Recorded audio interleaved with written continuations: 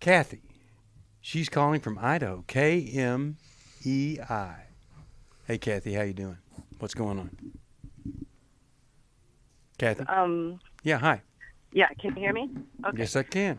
I need a little help here. I don't feel too well this morning just because I struggle with chronic pain a great deal and had a rough night. But anyway, I'm calling you not about myself, but I need your guys' help to tell me point me in some directions on referrals and what to say or do with my sister Karen, who just told me about an hour ago that she almost killed herself last night because her life is so unmanageable, so difficult, so depressed. She's physically lost a lot of weight. She's down to not much weight at all, and because of depression, and there's domestic violence in the home with her husband, and that has ramped up over the weekend again, and she wants to leave, but finances, of course, are the hardest thing of how to survive on your own. It's near impossible where she lives. It Are there is kids? impossible right now. There's one child in the home right now. One is independent, out of the home. And they're obviously not doing well in the situation with two parents who are barely surviving. The domestic abuse with her husband revolves around his alcoholism. So he ramps up to be the super angry drunk and threatened her over the weekend with, do you want me to break your jaw, with his fist clenched right in front of her face. Wow. She does have a safety plan. That's I've horrible. developed that with her, but she's just really depressed. So, and she went to the doctor yesterday, and I think they didn't cover anxiety and depression. So she giggles and finds a way to keep going, but she's been telling me for over a week that I am on the edge. I can't do this anymore. I am on the edge. And then calls this morning to say, Kathy, how close does your sister live to you? We're about 24 hours away from each other. Okay. So in driving time. In driving time. Okay. And I'm so sick that I can't go out and rescue and help because I don't sleep when I travel. I don't sleep. I have a problem with insomnia and sleep, and I have a chronic continuous headache in my head. So anyway, that's probably not an option, but anyway, that's just what. Well, let's see what the other. Okay, Sheri, why don't you explore some options here? Well, Kathy, I think you're just hitting a chord in my heart, and I'm trying to stay in your business and keep out of my business. So in this call, my brother committed suicide last December, the 21st. Oh. So it's very real. It's very real. She's crying for help. And if her weight is down and she is telling you she trusts you, when people feel really trapped, and that was a part of what happened with my brother, even though he wasn't trapped, in his mind he was trapped. He didn't know how to get out of the situation that he was in. And the only way he knew how was to take his life. And she's big time trapped. She's with an abuser. Mm-hmm. And so helping to facilitate a couple things. One, she may need to go into treatment. She may need to go in and have like a 72-hour hold to be evaluated. Yeah. She's not being honest with her doctors. She's not being honest with her nurse.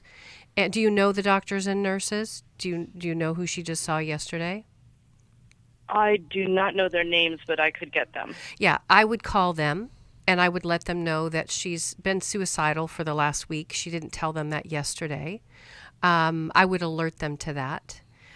They may be able to help you figure out how to actually get her into an inpatient place so she can be evaluated.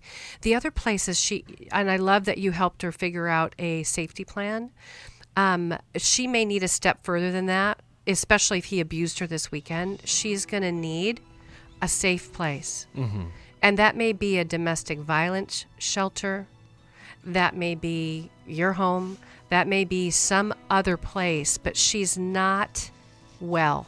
Which includes the child as well. We got to get the child to safety exactly. as well. And the thing is, there'll be an excuse for everything. And so, Right. no excuse. I mean, just coming to stay with you for a weekend while everything gets kind of figured out is not a horrible thing. Or if you don't have the money to put her up in a hotel near you, ask the church or ask somebody to help with that. But I would just think of anything and everything I could other than hope things get better. That's not real hope.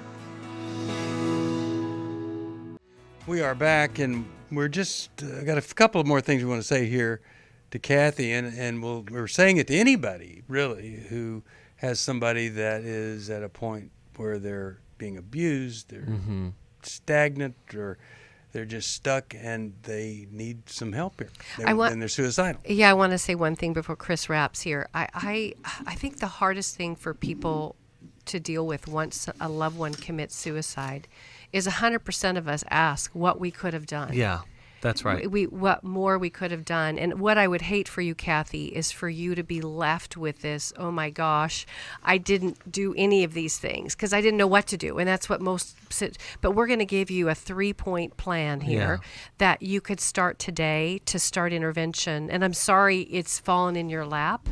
It's very heavy. I know. I've been there myself, but I'm proud of you that you've called us and stepped up to get some help right now. Yeah, absolutely. So, Kathy, the first thing we want to do is get all resources possible on board to get your sister into physical safety and most likely her child as well. So getting them to physical safety and out of her current environment is just crucial. So whether that be your place, somebody else's, a shelter. So that's number one. Number two is we need to get her help, true psychiatric, therapeutic help to help stabilize her in what's going on the inside. And then as this goes along the third step is ongoing protection and care. And so this could look like a, restraining order from husband. This could usually that looks like a legal procedure, as well as the ongoing physical care and psychological care that she needs. So those three things, but we got to look right now at a life and death situation of her physical well-being and putting all resources necessary to getting her safe and in a cared-for place. I want to mention, too, don't be afraid to dial 911. If you try to reach her and you can't get a hold of her, and I would say, we often tell family members you need a 72-hour, you need to watch them for 72 hours at least. And then if they don't pick up, I've even sent police out to do what's called a well check. They'll actually go to the house and make sure that person is okay. Those are some things that you can do as well.